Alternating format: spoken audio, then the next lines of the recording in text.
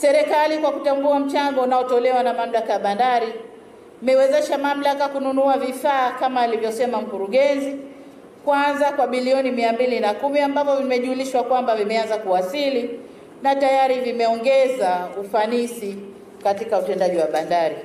Aidha, nafahamu kuwa serikali imeridhia ombi la mamlaka ya bandari la kuongezewa fedha bilioni 290 kwa ajili ya ununuzi wa vitendea kazi bandarini. Nataka niwathibitishie kwamba kutokana na kazi mnayoifanya hivi sasa, serikali itatoa kiasi hicho cha fedha bilioni 290 kwa ajili ya kuwekeza katika ununuzi wa vitendea kazi ili bandari yetu iwe ya kisasa.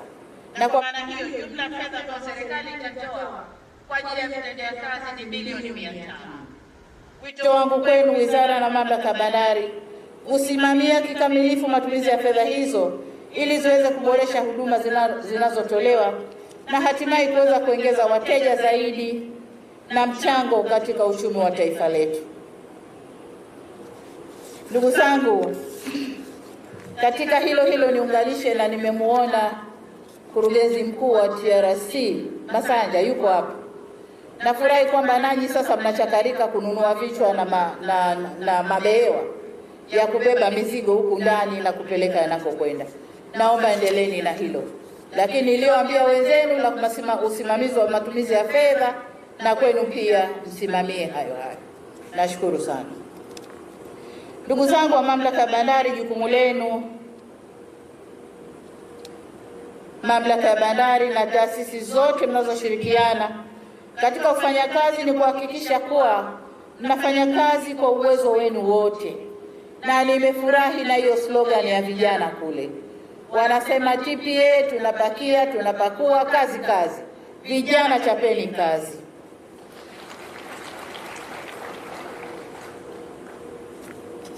Ndugu viongozi na wananchi, mamlaka ya usimamizi wa bandari nchini ni lango kuu la biashara na kukuza uchumi wa taifa letu. Kiasi kikubwa cha fedha hukusanywa kila mwaka kupitia bandari. Kwa mfano, na takwimu zimesemwa hapa na waziri, lakini nilizo nazo zinasema kwamba mwaka 2019-20 makusanyo yalifikia bilioni 901 na mwaka 2021 ni bilioni 896.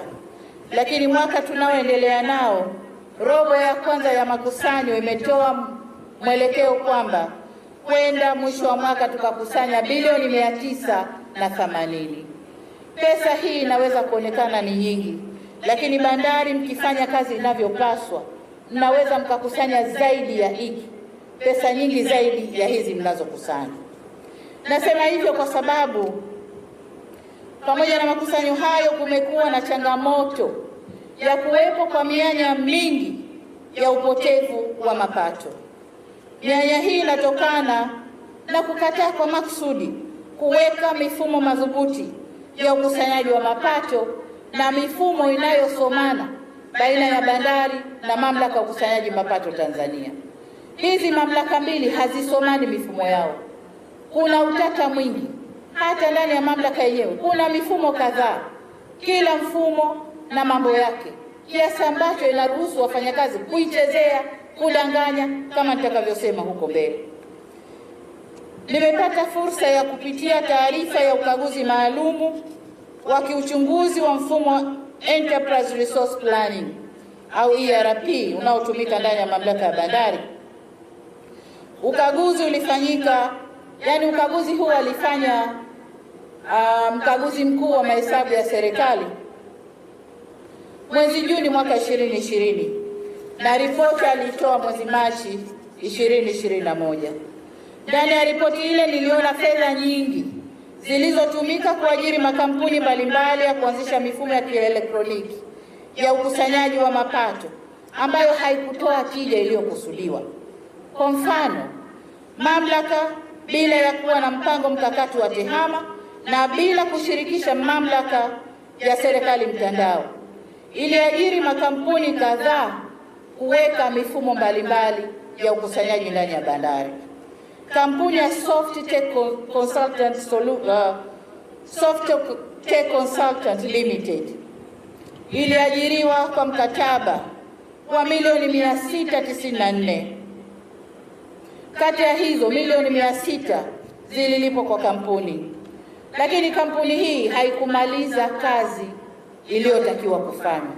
Mkataba ukavunjwa, na kwa maana hiyo milioni 600 zimekwenda. Kama mfumo ulianza kutumika au la, lakini hilo lilitokea, kazi haikumalizika. Iliajiriwa pia kampuni ya 23rd Century System kwa $, milioni 6.6, ambapo milioni 4.6 zililipwa na mkataba baadaye kuvunjwa bila kazi kukamilika.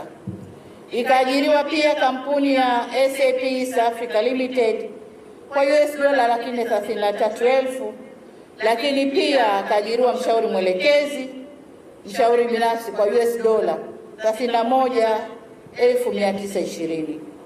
Pesa hizi zote zimeingizwa kwenye mifumo, lakini tunavyozungumza leo ni kwamba mifumo ile bado haiko vizuri, inachezeleka. Wafanyakazi wanaichezea, wanadanganya na mifumo ambayo haisomani na haikusanyi fedha kwa ukamilifu wake. Mbali na malipo hayo niliyoyaeleza, ripoti inasema pia kulikuwa na malipo ya juu kwa wakandarasi hao bila kufuata sheria za manunuzi na matumizi. Ripoti ilieleza kwa kina jinsi kazi hizo zilizofanywa na fedha zilizotumika. Ilitaja pia watu waliohusika na uzembe na ubadhirifu huo na kupendekeza hatua za kuchukuliwa ambazo hazikuchukuliwa hadi hii leo. Mheshimiwa Waziri, Mheshimiwa Mkurugenzi Mkuu wa Bandari, Mkurugenzi Mkuu wa TAKUKURU upo, naomba au naagiza au naamrisha ripoti ile nendeni mkaisome. Kama haiko kwenye shefu zenu, mimi nayo nitakupeni. Kaitazameni, muangalie yaliyopendekezwa na mkagua wa mahesabu ya serikali, halafu mchukue hatua, na nasubiri kusikia hatua mlizozichukua. Fedha nyingi sana imepotea, watu tunachekeana tu, tunatazamana tu, na bado waliotajwa kwenye ile ripoti wako maofisini ndani ya mamlaka ya bandari. Sasa hivi wapo maofisini, wanatumika, wanaendeleza ubadhirifu na wizi wa mali ya umma. Nataka kazi ifanyiwe ripoti ile na nipate hatua mlizozichukua tena kwa haraka.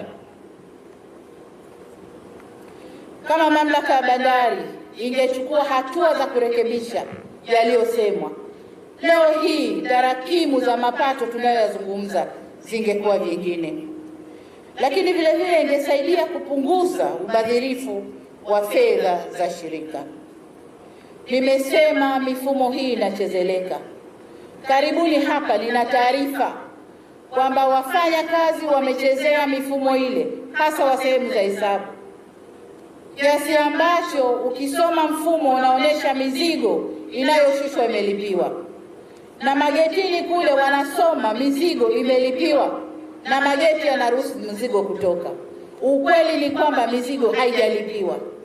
Mkurugenzi, naomba kuwa macho na hayo mambo. Vinginevyo